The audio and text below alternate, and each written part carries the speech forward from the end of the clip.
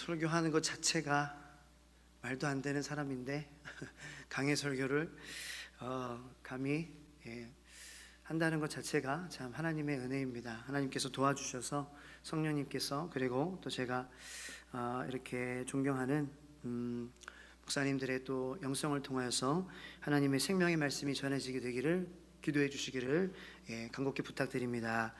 그렇게 될 줄로 믿습니다. 지난주에 우리가 좀 중요한 질문에 대해서 생각을 해봤습니다. 예수님께서 과연 누구실까? 이 세상에서 가장 위대한 질문, the greatest question, 가장 중요한 질문, the most important question. 그거는 Who is Jesus? 예수님이 누구라는 거예요. 예수님이 누구시냐? 그 질문에 대한 답을 우리가 하나님의 말씀으로 찾아낸다면 그 모든 인생의 중요한 질문, 내가 어디서 왔으며 어디로 가며 이 세상에서 어떻게 기쁨을 누리며 살아갈 수 있는지, 어떻게 주시는 그러한 목적이 있는데 그 목적을 발견해 나가면서 동기를 내가 발견해 나가면서 살아갈 수 있는지가 해결이 된다는 거예요. 예수님이 누구시냐? 예수님은 우리의 생명과 힘 되신다. 믿으시기를 축원합니다. 그런데 어떻게 해야 예수님께서 우리의 생명과 힘 되시냐? 그 예수님을 우리의 그리스도로 믿고 하나님의 아들로 믿어야 된다는 거예요. 그래서 요한은 요한복음의 기록의 목적을 20장 31절에 기록을 했어요. 내가 이 책을 기록함은 너희에게 힘과 생명을 얻게 하려 합니다. 어떻게 해서? 예수를 그리스도로 믿고 하나님의 아들로 믿게 해서 힘과 생명을 얻게 하려 한다는 거예요. 그리고 우리가 잘 아는 3장 16절 말씀도 그 목적이 함축되어 있는 그런 말씀이 아니겠습니까? 누구든지 예수님 믿으면 멸망하지 않고 영생을 얻으리라. 그러니까 요한의 목적은 예수님을 그리스도로 하나님의 아들로 믿어서 생명과 힘을 얻게 하기 위함이라. 이렇게 고백을 하고 있다는 거예요. 그래서 지난주에는 왜 예수님이 우리의 생명 되시고 힘 되시는지, 어떻게 그가 그리스도고 하나님의 아들이라는 것이 무엇을 의미하는지에 대해서 말씀을 드렸죠. 기억하시죠? 이 주일 설교가 일주일 동안만 생각나도 여러분들 대단하신 거예요. 근데 문제는 일주일이 안 간다는 게 문제예요. 하지만 우리 세종초등교회 성도님들은 일주일 동안 다 생각나신 줄로 믿습니다. 그래서 예수님께서 우리의 생명과 힘 되실 수 있는 것은 우리의 구원자시기 때문인데, 예수님이 우리의 구원자 되실 수 있는 조건은 두 가지예요. 근데 그 조건을 충족시킬 수 있는 분은 이 세상에 단 한 분 예수님밖에 없어요. 첫 번째로 우리를 구원할 구원자, 생명이 되고 힘이 될 구원자는 하나님이셔야 돼요. 다시 말해서 죄가 없어야 돼요. 물에 빠진 사람은 물에 빠진 사람을 구할 수가 없다. 그러므로 인간이 인간을 구원할 수 있다 없다? 없어요. 인간은 한 번 태어나고 한 번 죽을 수밖에 없는 그러한 인생입니다. 얼마 전에 석가탄신일이 있었지만 탄신일만 있지 죽은 날만 있지 부활절은 없어요. 얼마나 이게 큰 기쁨입니까? 우리가 부활의 예수님을 기뻐하고 예배할 수 있음에 여러분들의 마음에 기쁨이 회복되기를 축원합니다. 나는 부활의 하나님을 믿는 종교예요. 이 기독교는 살아계신 하나님을 믿는 종교예요. 죽은 것을 믿는 것이 아니에요. 없어진 것을 믿는 게 아니에요. 그래서 하나님만이 우리를 구원할 수 있어요. 왜냐? 하나님께서는 죽음도 막 왔다 갔다 하실 수 있는 그런 하나님이시기 때문에, 죄가 없으신 분이시기 때문에. 두 번째 조건은 인간이어야 된다는 거예요. 동물에게 하는 것은 반복되어야 돼요. 제한적인 제사예요. 유한적인 거예요. 계속 죽여야 되는 거예요. 얼마나 고달픕니까? 얼마나 비참합니까? 얼마나 잔인합니까? 계속 피를 흘리게 해야 된다는 거예요. 왜냐? 완전히 호환이 안 되기 때문에 그렇습니다. 완전히 호환이 안 되기 때문에. 우리의 죄가 온전하게 용서받고 생명으로 힘으로 살아갈 수 있는 그러한 단 한 가지 충족 조건은 인간에게 옮겨져야 된다. 그런데 그 인간은 죄가 있으면 안 된다. 그것이 바로 하나님이신데 인간으로 오신 예수님이라는 거예요. 우리가 그것을 믿을 때에 생명이 되고 그것이 나에게 힘이 된다라는 것을 우리가 지난주에 말씀을 통해서 깨달았습니다.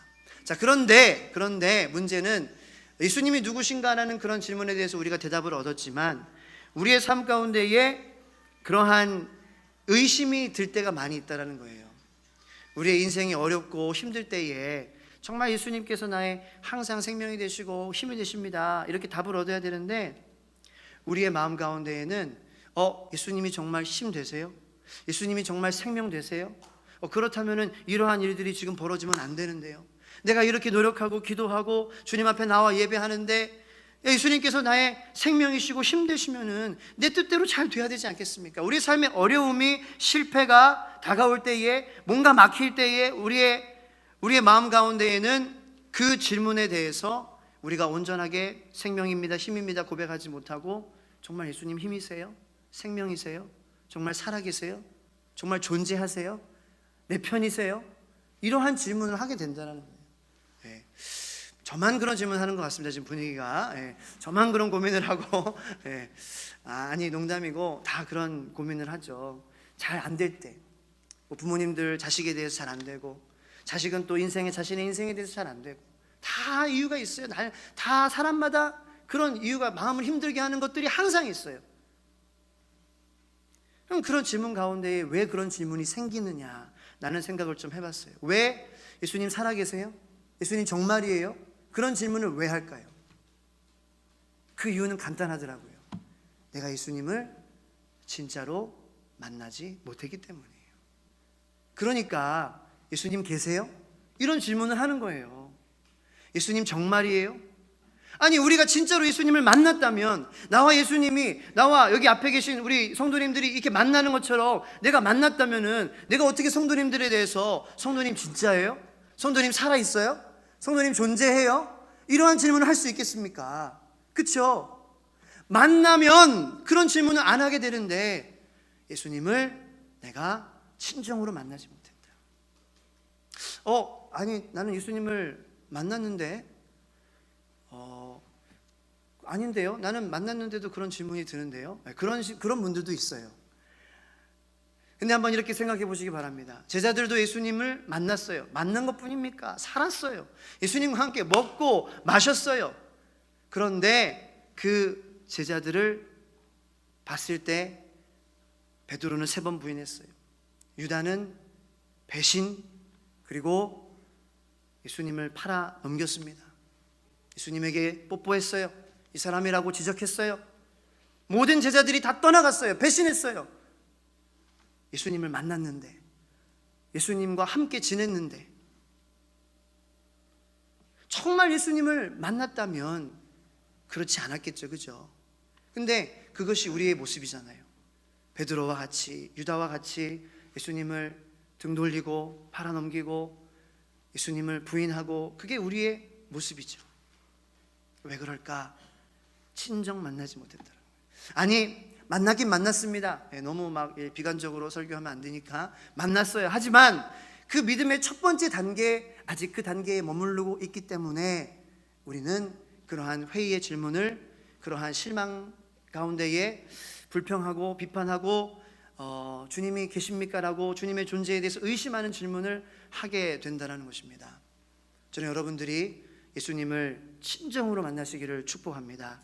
육으로 만나는 것이 아니라, 인간적으로 만나는 것이 아니라, 인간적으로 만났죠. 제자들이 인간적인 사랑을 받고, 인간적인 그런 케어를 받고, 인간적인 존중을 받고, 하지만 우리가 생명으로, 힘으로, 기쁨으로, 평강으로 살아갈 수 있는 그러한 단 한 가지 방법은 주님을 육으로 만나면 안 된다는 거예요. 인간적으로 만나는 것에서 우리가 넘어서서 영이신 하나님을, 예수님을 통하여서 만나야 된다는 것입니다. 저는 그러한 만남이 여러분들에게 있기를 예수님의 이름으로 축복합니다. 그래서 그런 차원에서 보면은 이 인생 가운데의 실패, 그리고 어려움, 그리고 고난, 환난을 통하여서 우리가 주님의 존재 여부를 묻는 그러한 것은 굉장히 어떻게 보면 은총이기도 합니다. 주님 정말 계십니까? 라는 그러한 고민과 그러한 고찰과 그러한 탐구, 영적인 탐구를 통하여서 주님은 우리를 만나 주시기 때문이라는 것입니다. 제 인생에서도 그런 주님을 정말로 인격적으로, 영적으로 체험한 만남이 실패를 통해서 있었습니다. 저는 미국에서 10년 동안의 이민생활을 마치고 2007년 제가 28살 때 한국에 돌아와서 저는 꿈을 갖고 있었습니다. 나는 장교가 돼야지. 제가 짧게 간증한 적은 있었어요. 자세하게는 말씀은 안 드렸었어요. 그런데 저는 큰 실패를 경험합니다. 그 장교가 되는 것을 실패했어요. 공군에 지원을 했는데, 근데 시험에서 떨어져가지고 실패하면은 뭐 그럴 수도 있지, 그렇게 넘어갔을 거예요. 근데 시험에 붙었어요. 하나도 안 놀라시네. 장교 시험에 이게 쉬운 일이 아니에요. 예, 통역 장교는 영어만 잘하면 어떻게 되더라고요. 예, 뭐 국사, 수학 이런 거 다 보는데 다 페일하고, 예, 영어만 되게 잘 봤어요. 근데 실패했어요. 임관을 3주 앞두고 실패했어요. 그런 실패를 경험한 적이 없었습니다. 여러 가지 복합적인 그러한 삶의 일들 가운데에 그 제한된 막 자유를 억압하고 막 이렇게 장교로 만들어 나가는 게, 그게 사람을 바꾼다는 게 사람이 굉장히 막 잔인한 일이거든요. 엄청나게 힘든 일이에요. 그 안에서 이렇게 내가 바뀌어져 나가는 거잖아요. 얼마나 그러므로 막 이렇게 마음에 막 화와 그런 게 쌓입니까? 군인분들 여기 계시는 다 그런 건 아니겠지만, 예, 사병들도 그렇고 이렇게 욕을 많이 하더라고요, 훈련 받으면서. 왜냐, 자기를 막 부인해 억지로 바꿔야 되니까 막 안에서 막 화가 나오는 거예요, 막. 근데 저는 그 이후로 문제는 군 기피자가 돼요. 그래서 어떻게 보면 저는 여기에 있을 수 없는 그런 사람이에요. 저는 그냥 너무 부족해서, 너무 연약해서 그냥 이렇게 혼자 골방에서 그냥 그렇게 있어도 될 만한 그런 사람이에요. 부족한 사람이에요. 그 나름 머리를 써요. 예, 깊이 내가 못 가겠어요. 너무 못 가게, 너무 힘든 거예요. 그래서 내가 이렇게 거기 막 위에서 심사를 했거든요. 하상길은 장교될 리더가 될 만한 제목이 아니야. 그렇게 탁 기록이 있으니까 내가 이걸로 정신 이상이 있는 것으로 내가 이렇게 해가지고 내가 빼야 되겠다, 그런 생각을 합니다. 근데 아무 병원에 가서 나 이런 병명 주십시오 해가지고 주는 게 아니에요. 모르시죠? 저는 경험해봐서 말씀을 드리는 거예요. 나 정신병 이거 써주세요 해가지고 병무청에 제출하는 게 아닙니다. 병무청 지정병원에서 감정을 받아야 돼요. 폐쇄병동이라는 곳에서 4주 동안 갇혀 있어야 된다는 거예요. 나는 갇혀 있는 게 너무 싫은데, 나는 그래서 장교가 안 된 사람인데 또 갇혀 있으라고 하는 거예요. 그 안에는 정신분열증, 조현병, 알코올 중독자, 저 같은 사람은 딱 하나밖에 없더라고요. 4주 동안 그렇게 갇혀 있는데, 정상적으로 하면 그래도 이제 받아야 되니까 그 일부러 막 이렇게 막 더 우울하고 더 막 특이하게 막 그렇게 행동을 했던 것 같아요. 근데 사람이 정말 이 생각하는 대로 몸이 가는 거예요. 내가 아프다 하니까 아픈 사람이 되더라고요. 내가 우울하다 하니까 우울해지더라고요. 저는 하나님이 여러분들의 생각을 바꿔주시기를 축원합니다. 여러분들은 죄인이 아니라, 우울한 사람이 아니라, 피해자가 아니라, 나는 하나님의 축복받은 사람이다, 나는 승리할 사람이다, 자꾸 이렇게 생각을 해야 되겠더라고요. 자꾸 우울하다 그러니까 우울한 사람이 되는 거예요. 그래서 뭐 받았어요. 어쨌든 병명을 받았어요. 뭐 이렇게 설명할 수 없는 그런 성격 장애. 저 장애인입니다. 어떻게 보면 저 부족한 사람이에요. 육체에 가시가 있는 사람. 근데 그걸 갖고 가니까 저는 4급이나 5급 줄 줄 알아요. 4급은 대체복무, 5급은 면제. 그걸 너무 바랬는데, 근데 7급을 딱 주는 거예요. 10개월 있다고 그래요. 이걸 10개월 더 하라는 거예요. 우울증 상담을 2주에 한 번씩 받아야 되고 약도 타야 되고. 근데 그 우울증 약이 너무나도 몸을 무겁게 해요. 그래서 안 먹었어요, 나중에는. 그런데 제가 지난번에도 제가 단점을 얘기 드렸죠. 제 단점은 98%까지는 하는데 2%가 부족해. 열심히 하려고 하는데 끝까지 섬세하게 못해. 제검날 갔는데 소변을 받아오라는 거예요. 왜? 약이 있나 없나. 근데 내가 좀 철저하게 알아보고 빼려고 그러면 확실하게 기피를 하려고 그러면 확실하게 기피자가 됐어야 되는데, 그 노력이 98%밖에 안 되고 2%는 아직 정상적인 생각이 나를 정상적으로 만드는 거예요. 난 약 안 먹어도 돼. 그러니까 소변에서 약이 나오겠습니까? 그러니까 얘는 괜찮아, 약 안 먹어도 사는 사람이네. 3급 현역 딱 받았어요. 웃지 마세요. 저는 그때 너무 하나님께 너무 원망하고요. 하나님 계시면 이게 말이 돼. 10개월 동안 내가 이렇게 했는데, 물론 제가 잘못했죠. 제가 철저하게 속이려면 속였어야 됐어요. 근데 어쨌든 그렇게 되면은 이런 간증도 못 하겠죠. 내가 속였습니다. 기피자가 됐습니다. 그래서 참 하나님은 제 삶을 통해서 보면은 우리의 약점을, 우리의 두려움을, 그 두려움을 통해서 극복하게 하시더라고요. 그게 우리 하나님이신 줄 믿으시기 바랍니다. 하나님은요 엄청난 분이에요. 우리가 못할 것 같은. 그래서 저는 정말 주님을 훈련소에서 만났어요. 5주 동안 논산에서 저는 주님과 함께 유격했고, 주님과 함께 행군했고, 주님과 함께 사격했습니다. 정말 항상 말씀을 왼쪽 가슴에 호주머니 성경에 놓고 다니면서 그 논산훈련소 들어갔던 첫날 밤부터 주님께서는 제 두려움을 무너뜨려 주셨습니다. 너 할 수 있어. 내 두려움을, 내 무서움의 대상으로 극복하게 하시는 주님이세요. 여러분들 어려움 가운데 있으십니까? 그곳에 예수님이 여러분과 가까이 계심을 믿으시기 바랍니다. 그것을 통해서 피해가서 하나님이 우리를 인도하시는 것이 아니라 하나님께서 그것을 깨서 돌파해서 우리를 승리하게 하신 하나님. 그래서 정말 하나님께서 살아계시구나. 그래서 저 당당하게 군필, 올해도 예비군 다 끝났어요. 이제 7년차 예비군도 다 하고 그렇게 살게 되었습니다. 하나님의 은혜죠. 저는 그때 훈련소에서 말씀으로 하나님을 만났어요. 정말 말씀으로 만났어요. 말씀을 읽는데 하나님이 머리가, 팔이, 다리가, 발이, 손가락이, 발가락이 생겨서 내 옆에 항상 계시는 그러한 하나님을 경험하게 하시더라고요. 그 하나님을 만나고 나니까 그 하나님과 나와의 사이에서 내가 하나님을 잃어버리는 일은 절대로 없더라고요.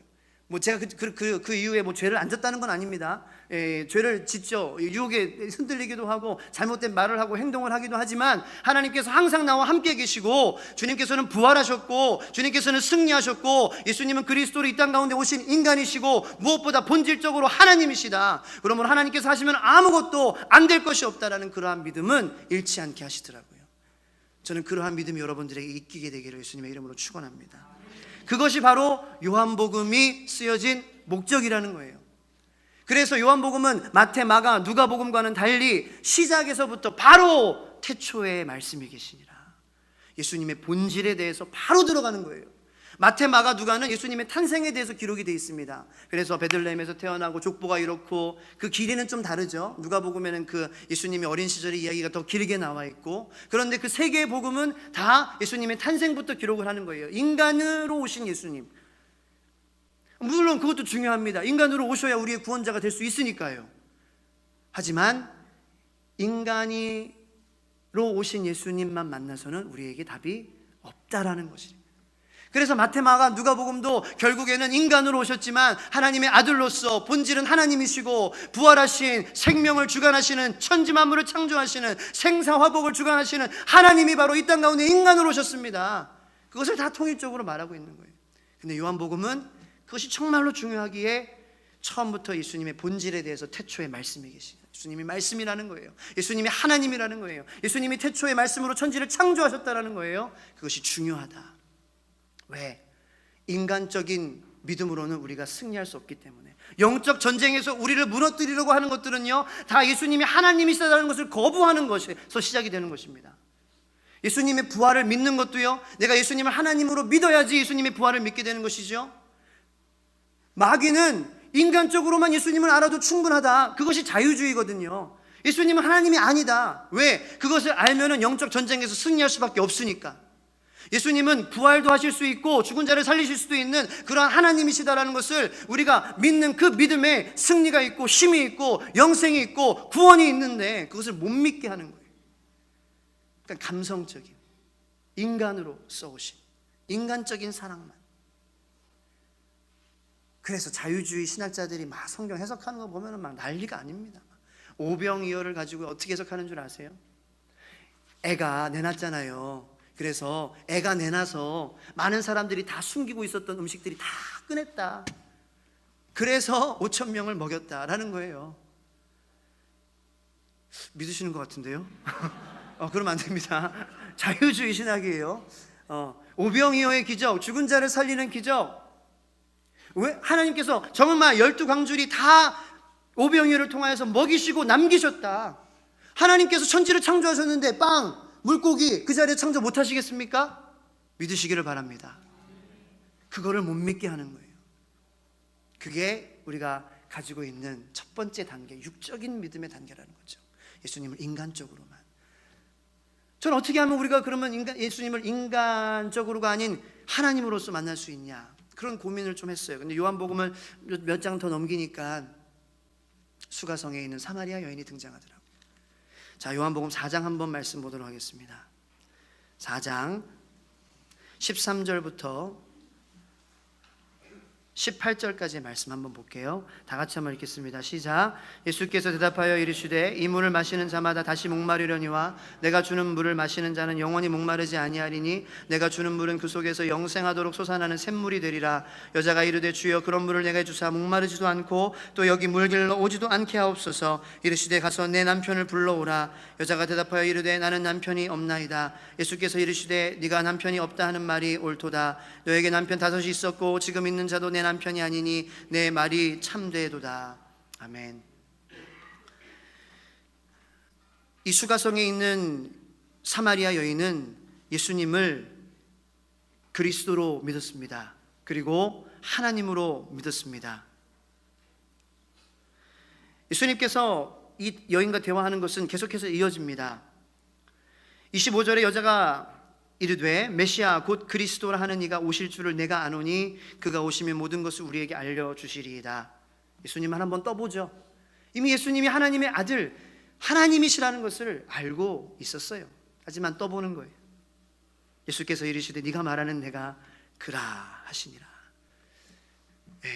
예수님과의 만남이 이루어졌는데 이 수가성에 있는 사마리아 여인은 예수님을 그냥 인간 예수님이 아니라, 랍비 예수가 아니라, 선생 예수가 아니라 선지자 예수, 하나님의 아들 예수, 하나님 본질 그 자체 예수로 만났다라는 것입니다. 그 만남이 이루어지고 이 여인의 삶은 어떻게 변합니까? 극적으로 변하는 거예요. 이 여인은 이 우물가에 아무도 안 길러오는 그 시간에 일부러 찾아와서 물을 길러갔어요. 왜? 사람이 상처였거든요. 사람이 무서웠거든요. 사람이 두려웠거든요. 그런데 예수님을 진정으로 만나고 나서 예수님은 이 여인의 삶을 두려운 사람으로 말미암아 깨뜨리시고 통과하게 하시고 승리하게 하십니다. 바로 전도자로 세워주시는 거예요. 사람을 무서워하는 사람이 전도자가 된 거예요. 군대를 무서워하는 사람이 군필자가 된 거예요. 똑같은 거 아니겠습니까? 여러분들도 여러분들의 삶에서 여러분들을 묶고 있는 모든 것들, 그런 것들을 통하여서 여러분들의 두려움이 극복되기를 예수님의 이름으로 축원합니다. 우울한 마음은 기쁜 마음으로 바뀌게 될지어다. 슬픈 마음은 찬양하는 마음, 감사하는 마음으로 바뀌게 되길 축원합니다. 우리가 가장 못하겠다고 하는 것을 주님께서는 우리를 통해서 일하시고 그것을 오히려 잘하게 하신다는, 그것을 세우신다라는, 그것 사명을 감당하게 하신다라는.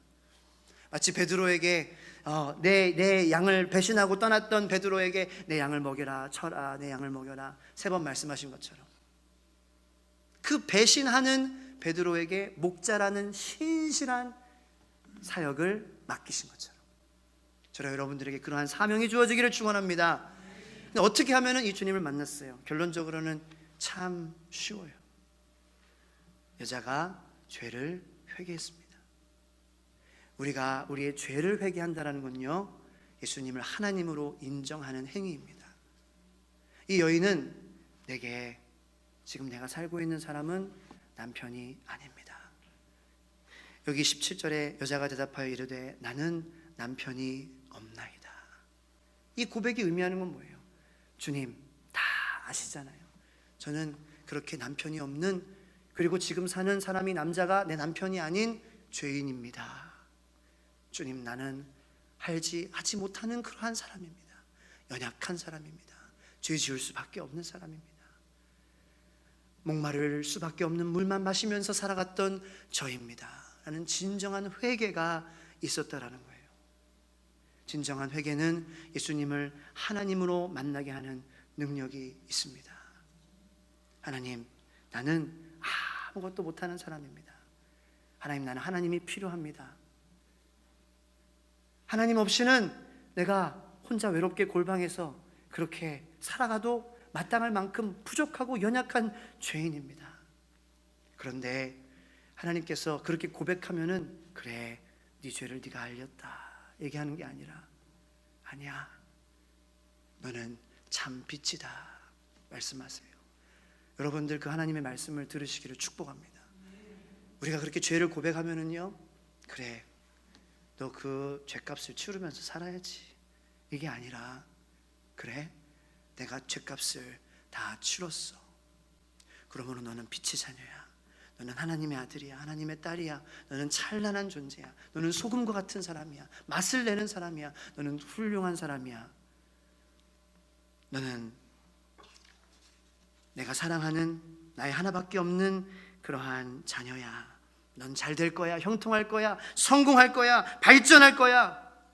너에게 많은 열매가 맺힐 거야. 주님이 우리를 그렇게 사랑하시는 줄로 믿으시기를 축복합니다.